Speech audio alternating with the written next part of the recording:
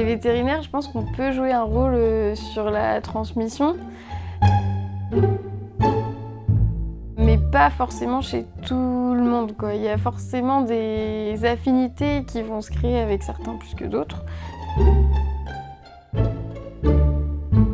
Ceux chez qui on arrive à ressentir, je sais pas, le besoin de parler, avec ceux-là on discute, quoi. Donc ils vont nous parler de leurs interrogations, on peut donner notre avis. Donc oui, on peut dire ok, tu sais que tu pars dans la retraite dans tant de temps, est-ce que tu as déjà des pistes, est-ce que tu as des repreneurs, je pense qu'on va être assez stimulant là-dessus, parce que nous aussi on a envie de savoir si on continuera à s'investir, parce que mine de rien, on s'attache aussi aux lieux, aux animaux, aux gens.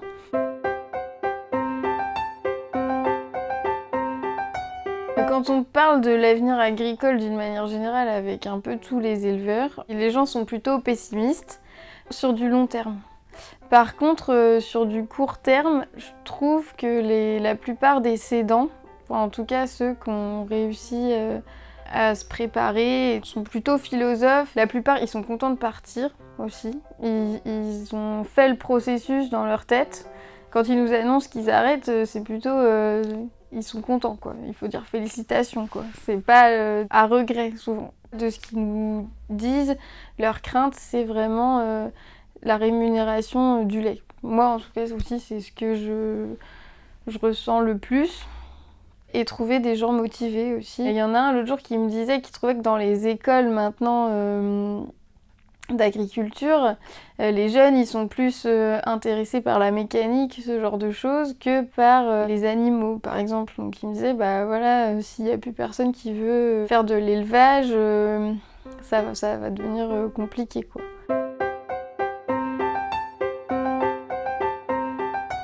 J'ai pas beaucoup de connaissances de vétérinaires qui sont impliqués dans des parcours d'aide à l'installation ou ce genre de choses, quoi. Et c'est dommage parce que c'est vrai que c'est des sujets plutôt intéressants et ça nous permettrait d'avoir autre chose que notre vision très appliquée au sanitaire. Enfin moi en tout cas j'aimerais bien approfondir, mais c'est pas facile de l'impliquer dans notre fonctionnement quotidien.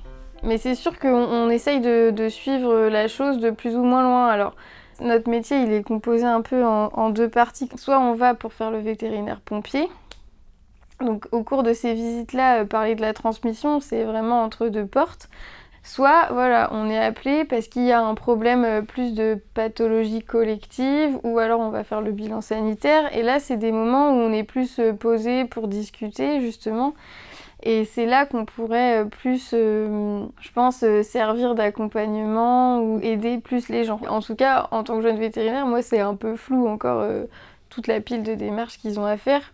Donc, à part demander des nouvelles et puis dire que s'il y a la moindre chose, on est là pour répondre à leurs questions, c'est difficile de faire plus.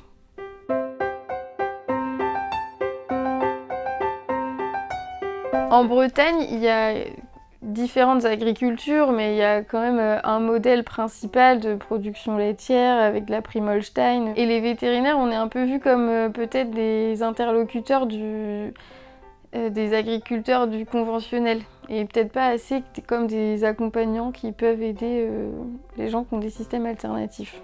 C'est l'impression que j'en ai parce qu'on est peu appelé ou on est peu sollicité pour répondre à des questions dans ces systèmes-là. Ce qui est triste. Moi, j'aimerais beaucoup m'impliquer beaucoup plus. Après, ça vient de plein de choses. Ça vient aussi qu'à l'école, on est plus formé pour répondre aux questions du plus grand nombre. Donc, répondre aux questions peut-être des systèmes qu'on voit le plus. Mais forcément, moins on sera sollicité par les autres systèmes, et moins on aura des réponses adéquates pour eux. Les médecines alternatives, en tout cas pour ce qui est médicaments, c'est un secteur dans la profession vétérinaire dont l'utilisation est encore un peu controversée. Donc toi, en tant que professionnel, on est censé amener notre expertise avec des appuis scientifiques. Donc tant qu'on n'a pas les bases scientifiques précises, des fois c'est dur de se prononcer.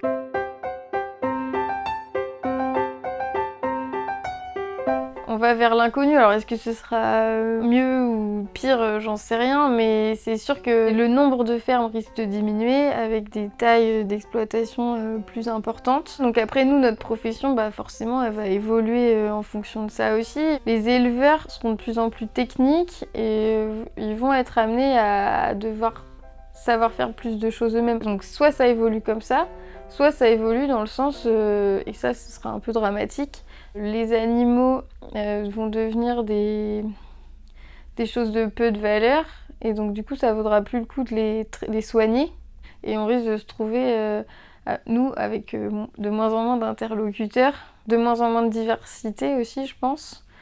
L'avenir nous le dira, j'ai pas la réponse quoi, mais c'est ce qu'en tout cas on entend dans la bouche des plus vieux vétos aussi quoi, que ça évolue comme ça depuis pas mal d'années, donc il n'y a pas de raison que ça s'inverse.